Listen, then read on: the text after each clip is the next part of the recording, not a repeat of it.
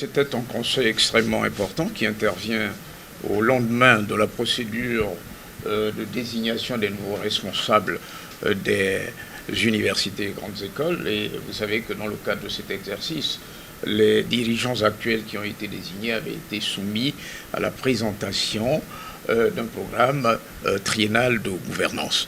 Et donc, les actions qu'ils ont proposées dans leur projet de gouvernance devaient être examinées par le conseil d'administration. Ce conseil d'administration a donc été très important. Il a insisté sur le fait que les moyens de l'université Omar Bongo étaient décroissants et qu'il fallait travailler sur la manière dont on devrait relever ces moyens-là, autant en ressources propres que au niveau de la subvention de l'État. Et par ailleurs, nous avons travaillé également sur le budget d'investissement. Et vous savez que dans le cadre du budget d'investissement 2019, eh bien, il y a des travaux importants qui sont attendus. L'université Omar Bongo verra la construction de 3 amphithéâtres pour augmenter ses capacités d'accueil, verra également en 2019 le problème de ses voiries résolu, et en plus nous disposerons de moyens pour pouvoir travailler sur l'environnement numérique de travail au niveau de l'université Omar Bongo. La question du logement étudiant est autrement mise en perspective. À savoir que vous avez évoqué le chiffre de 28 000 étudiants actuellement. Alors, la question est de savoir, vous savez que les bâtiments de la résidence, de l'ancienne résidence, ne contenaient que 600 chambres. Ce qui faisait 1200 lits. Mais dans les normes actuelles, il vaut mieux que ce soit 600 chambres, dans les normes modernes du logement étudiant. Alors, avec un effectif de 28 000 étudiants à l'université, à qui attribuer une chambre? Il y a un problème de discrimination qui pose un problème de conscience par ailleurs. C'est la raison pour laquelle nous suggérons que la question du logement étudiant soit traitée autrement entre les partenaires qui devraient se consacrer à cette question. Il y a l'État, il y a l'université Omar Bongo, il y a le CENU, et il y a le ministère de l'Enseignement supérieur, mais surtout, il y a les opérateurs privés.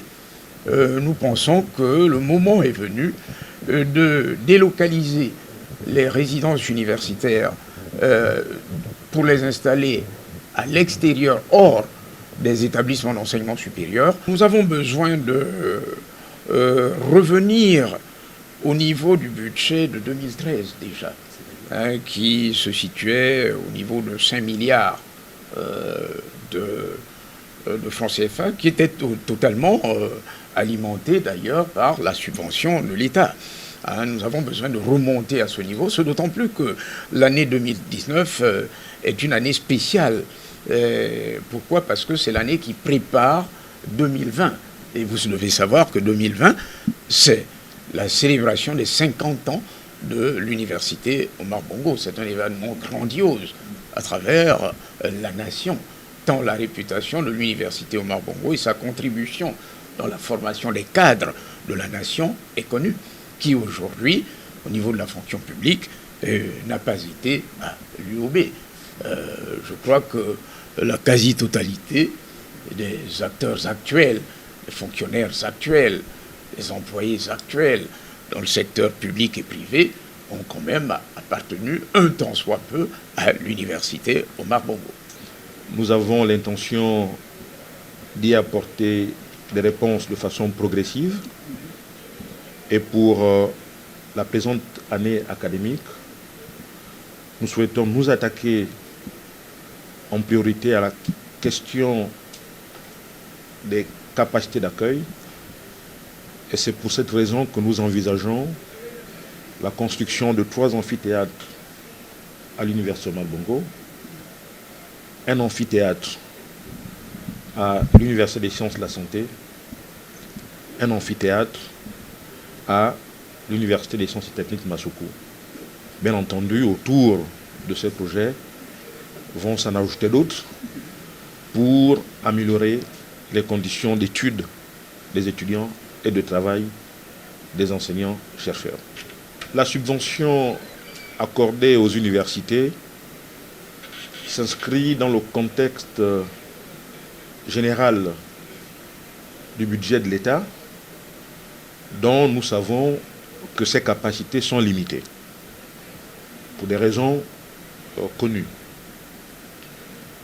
Mais le ministère s'emploie à faire au mieux avec ce qui lui est accordé, notamment en incitant les établissements à une rationalisation des moyens mis en œuvre.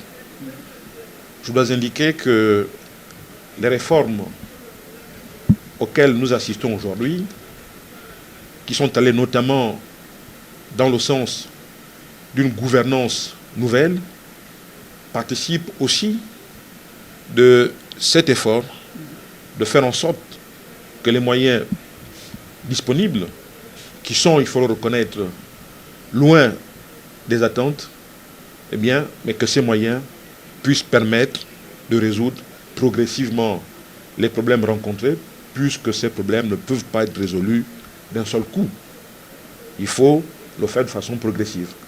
Et actuellement, tous les chefs d'établissement ont proposé un plan triennal sur 3 ans qui permettent d'étaler sur cette période eh bien, la résolution de l'ensemble des problèmes posés. Et le ministère entend accompagner les chefs d'établissement dans leurs efforts de gestion au quotidien, parce que, comme vous le savez, ces établissements jouissent de l'autonomie de gestion administrative et financière. Le rôle du ministère est de pouvoir indiquer les orientations et surveiller l'exécution conforme des actions mises en œuvre.